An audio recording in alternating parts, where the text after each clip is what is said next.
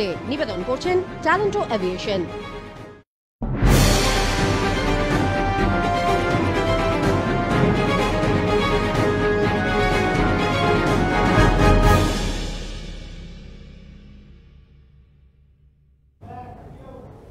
নমস্কার, আরোহী নিউজে আপনাদের স্বাগত। সঙ্গে রয়েছে আমি রুমকি। আর শুরুতেই যে গুরুত্বপূর্ণ খবরের দিকে নজর রাখবো। গভীর রাতে আগুনে ভস্মীভূত হয়ে গেল দুটি দোকান। ঘটনার জেরে ব্যাপক উত্তেজনার সৃষ্টি হয় বাঁকুড়ার সারেঙ্গায় এবং যেরকমটা জানা গিয়েছে আগুন লেগে যায় ওই দোকানটিতে এবং তার জেরেই উত্তেজনা ছড়িয়ে পড়ে এলাকায়।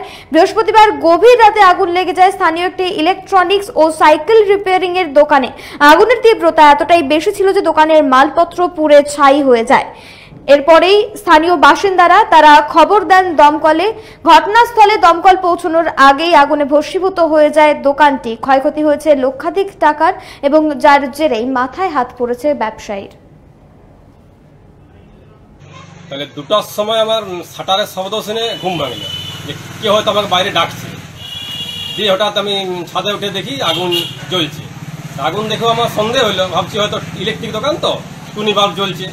তবে বেরিয়ে এসে দেখি যে আগুন জ্বলছে। আগুন লেগে যাওয়ার পরে আমরা স্থানীয় মানুষকে এখানে মেশিন বসানোর চেষ্টা করি, তারপর মেশিন বসে জলের ব্যবস্থা করি।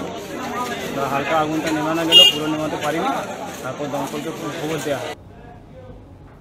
বাবাকে উদ্ধার করতে গিয়ে দেওয়াল চাপা পড়ে মৃত্যু হলো দুই ছেলের। এই ঘটনার জেরে ব্যাপক উত্তেজনার সৃষ্টি হয়েছে বাঁকুড়ায় এবং যেরকমটা জানা গিয়েছে গতকাল খাওয়া দাওয়ার পর ঘুমোতে গিয়েছিলেন বাবা অনিল চরণ বিশ্বাস, বয়স 95 বছর, এবং সেই সময় হঠাৎই দীর্ঘ বছরের পুরনো হওয়ায় আচমকাই ভেঙে পড়ে বাড়িটি এবং তাতেই চাপা পড়ে যান বৃদ্ধ এবং বাবাকে উদ্ধার করতে গিয়ে মৃত্যু হয় তার দুই ছেলে, সন্তোষ বিশ্বাস বয়স 62 বছর এবং আরেক ছেলে বিকাশ বিশ্বাস বয়স 55 বছর। ঘটনাস্থলে পৌঁছে দমকলের একটি ইঞ্জিন এবং জয়পুর থানার বিশাল পুলিশ বাহিনী মৃতদেহ উদ্ধার করে পুলিশ। ঘটনার জেরে শোকস্তব্ধ গোটা এলাকা। শুধু ঘরটা একটু হেল হয়েছিল, তাতে কালকের থেকে লোক খুঁজছে যে ঘরটা তাহলে হেলছে মনে হচ্ছে। দিয়ে আজকে যা সবাই ঘুমাচ্ছিল ঘরটাই ইয়েতে শ্বশুরকে বলা হয়েছিল যে আমরা এই ঘরে চলে আসুন, ওই ঘরে থাকার দরকার নাই। নিচের বাকিগুলো একটু করে ছাড়ছিল আর কি। খুব জোরে বিকট আওয়াজ হয়েছিল, তো গ্রামবাসী জানতেও পারে যে আওয়াজটাতে খুবই বিকট আওয়াজ হয়েছিল। তারপর এসে দেখি ঘরটা ভেঙে পড়ে আছে এবং 3 জন ওর মধ্যে চাপা পড়ে গেছে। গ্রাম বাংলার প্রান্তিক মানুষদের স্বাস্থ্য পরিষেবার উন্নয়নের স্বার্থে কাজ করে চলেছে মহিষা দলের বিপন্ন বন্ধু নামক একটি স্বেচ্ছাসেবী সংস্থা।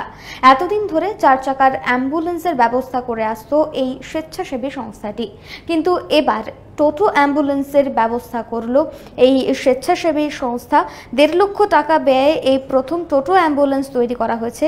আর এই উদ্যোগের ফলে খুশি সংস্থার সদস্য থেকে শুরু করে এলাকাবাসীরা। সেটা তো আমরা চাইছিলাম বহুত দিন থেকে, আমাদের বড় অ্যাম্বুলেন্স এটা করতে পারছিলাম না। গ্রামের মধ্যে তো বড় গাড়ি ঢোকানো যায় না, ছোটো গাড়িটা হয়েছে সুবিধা আছে, গ্রামের ভেতরে ঢুকতে পারবো, আরও মানুষের কাছে যেতে পারবো, এইটুকু আমাদের লাভ। আমি বিপণুতে বিগত কয়েক বছর ধরে স্বেচ্ছাসেবক রূপে নিযুক্ত আছি। তো আমাদের এখানে কিছু রকম সমাজসেবা করা হয়, তার মধ্যে অ্যাম্বুলেন্স পরিষেবা, অক্সিজেন পরিষেবা ইত্যাদি থাকে। তো এই করোনা আবহে সেরকম কিছু না করতে পেরে আমরা এখন এই টোটো অ্যাম্বুলেন্স ব্যবস্থাটা চালু করছি, যাতে আমরা সাধারণ মানুষের কাছে গিয়ে তাদেরকে সাহায্য করতে পারি। করোনা পরিস্থিতির জেরে অনেক বড় বড় পুজো উদ্যোক্তারা নমনম করে সারছেন এবছরের পুজো। ঠিক তেমনি সাদামাটাভাবেই এবারের পুজো করার উদ্যোগ নিয়েছেন নদিয়ার কৃষ্ণগঞ্জের নাঘাটা গ্রামের বারোয়ারি পুজো। তবে মুখ্যমন্ত্রীর দেওয়া 50,000 টাকা অনুদান তারা দুস্থ মানুষদের কল্যাণে ব্যবহার করবেন বলে জানিয়েছেন। প্রতি বছরই লক্ষাধিক টাকা খরচ করে দুর্গাপুজো করে চলেছেন কৃষ্ণগঞ্জের নাঘাটা গ্রাম বারোয়ারি। এই পুজোর জন্য বহু সেরা পুজোর স্বীকৃতি আদায় করেছেন তারা। তাদের মুকুটে বাংলার সেরা পুরস্কারও উঠেছে। তাদের পুজো এবছর 50 বছরে পদার্পণ করায় পরিকল্পনা ছিল অঢেল, কিন্তু সবকিছুতেই জল ঢেলে দিয়েছে করোনা পরিস্থিতি। তবে মুখ্যমন্ত্রী দেওয়া 50,000 টাকা আর্থিক সাহায্য মিললেও তারা সেই টাকা ব্যয় করতে চান দুস্থ মানুষদের কল্যাণে। এই যে পুজোটা দেখতে পাচ্ছেন বা মণ্ডপ দেখতে পাচ্ছেন, এটা একেবারেই ছোট, 20%ও নেই।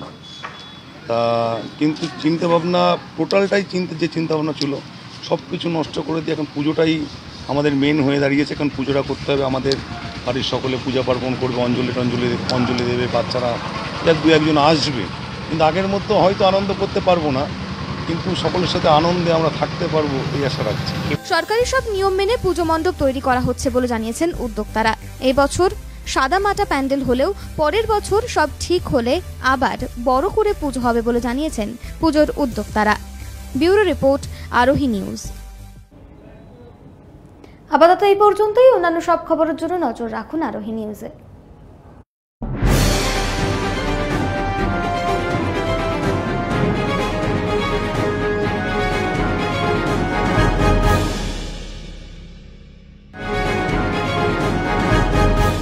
নিউজ এই মুহূর্তে নিবেদন করলেন ট্যালেন্টো এভিয়েশন।